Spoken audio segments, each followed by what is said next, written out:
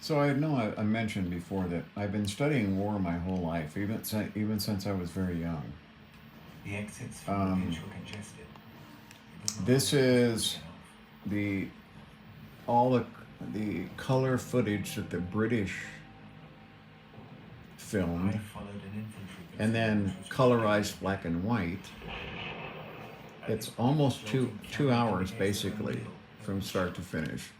He had just time to film the last Um, few sequences before being it's repatriated a to it's England. it's weird to see it documented again because war is always the same. Farewell, When you soldier, have boots on the and ground, well done to all your comrades who fought and um, soared on that day it's to always help the the same. 600 dead and wounded, all lost in the There, massive I do bombardments remember a time though of the Battered when Cantonment. guerrilla warfare wasn't something that people thought about. Urban warfare was not something people thought about. We thought we would be fighting wars, like out in the middle of nowhere, and that's of course absurd.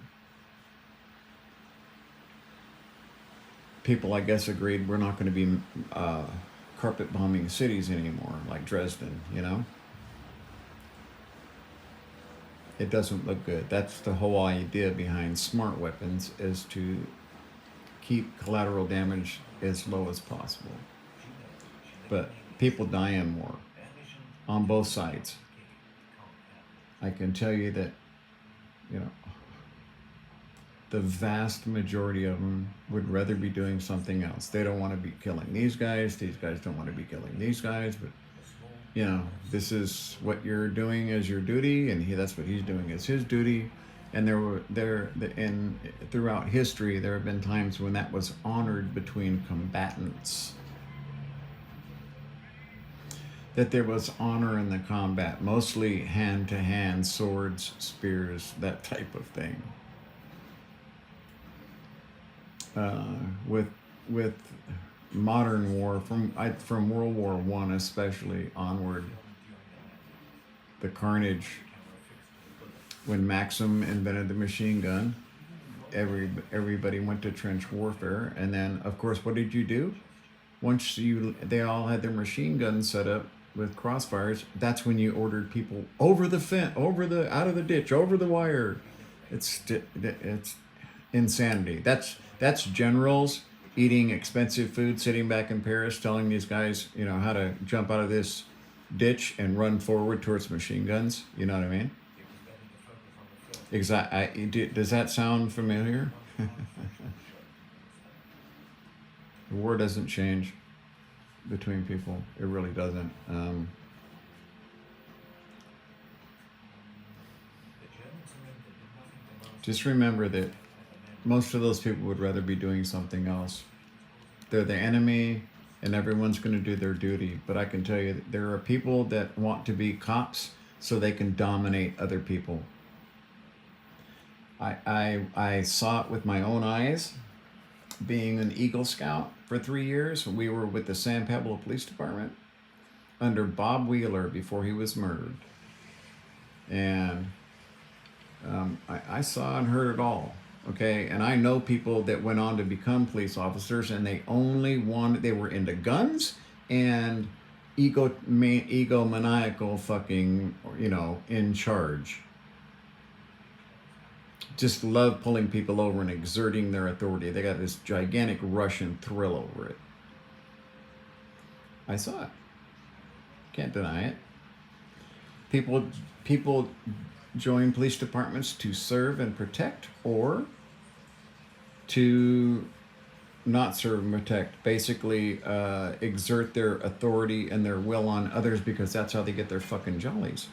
And it's the same thing in the military. There are guys, when a war happens, they can't wait to go because they want to go shoot at people.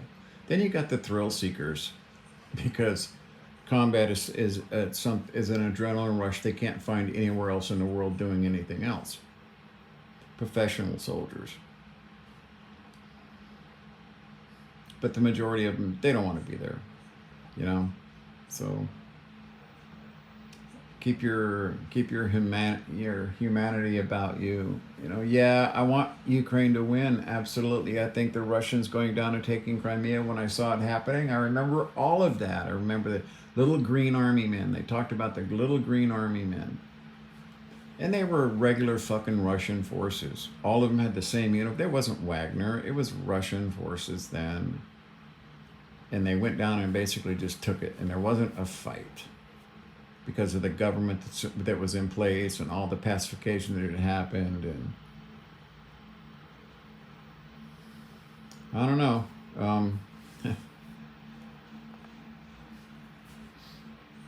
I just had a Bluetooth signal make my PlayStation do something weird.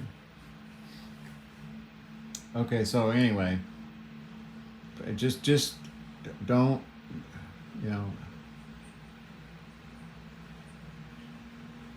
You know, a miracle happens every time, good or bad, when someone is killed in combat or any other way for that matter, but especially tragically wasted in combat because of one man's fucking maniacal goddamn need, you know what I mean? I know where that person went. People just see this, oh, he's dead, he's out of it. They don't understand that this person now has been transcended out of physical being and is now a quantum entity. That's why I want everyone to go and study the microtubule, tubulin theories that are out. And Dr. Roger Penrose is a pretty smart guy. And if he's involved in it, that gave me great hope that what I had always suspected was true. That this flesh body isn't the actual us. What makes us special is that we can create information by will. We can alter the universe. I can move this remote from there to there, no matter how small of a move. It's because I wanted to do it. And that's the whole key of why we're here. I see a miracle. When I see those guys get killed in combat, I know where that guy is all of a sudden. And for me, it doesn't justify war, okay? But it shows the senselessness of it even more, because that person didn't have to die then. The culmination of everybody's ideals, okay, is what makes reality happen. All of us are making reality happen right now. Combining all of the choices and decisions we made before the Big Bang, before the creation of this reality, and now we're playing it out, and all of those interactions end up creating this weird fucking reality, okay?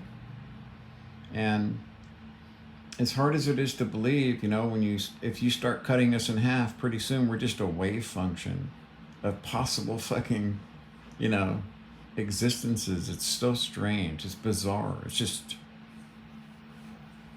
yeah. Weird.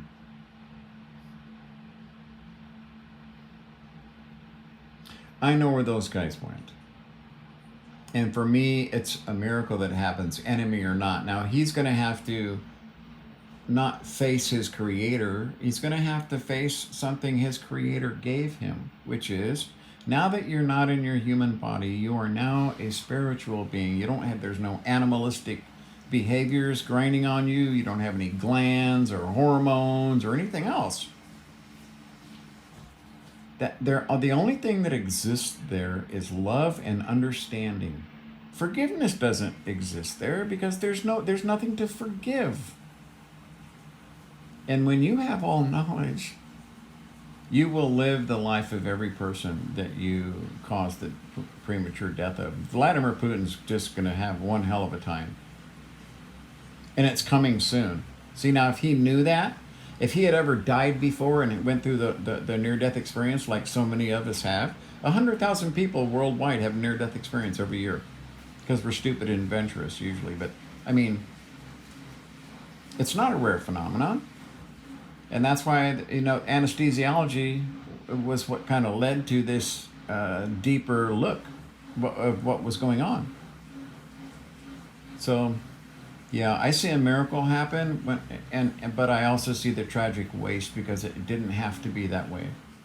Vladimir Putin right now tomorrow could end the war just by saying, "Okay, we're sorry that we invaded you guys in 2014. Here's your land back. Anyone that wants to stay can stay. Anyone that wants to go can go. We're having they can vote along with us, and that's it. Free country now. No one wants to live in tyranny underneath of a fucking regime run by goddamn criminals. No one wants to do that unless you're, 65, 70-year-old alcoholic Russian who just believes everything they're told on TV. We have that audience. They watch Fox News here, though. But we have that same kind of audience where everything is hate and just ridiculous, trying to just anything just to drum up fucking anger and hate in their viewers. Fucking M&Ms to you name it. There's just any fucking insane shit that they think of. You know what I mean?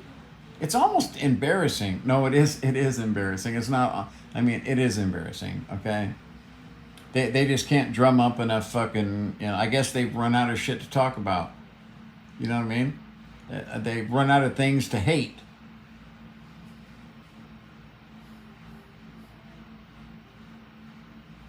Hmm. Yeah, no one wins a war. No one wins a war.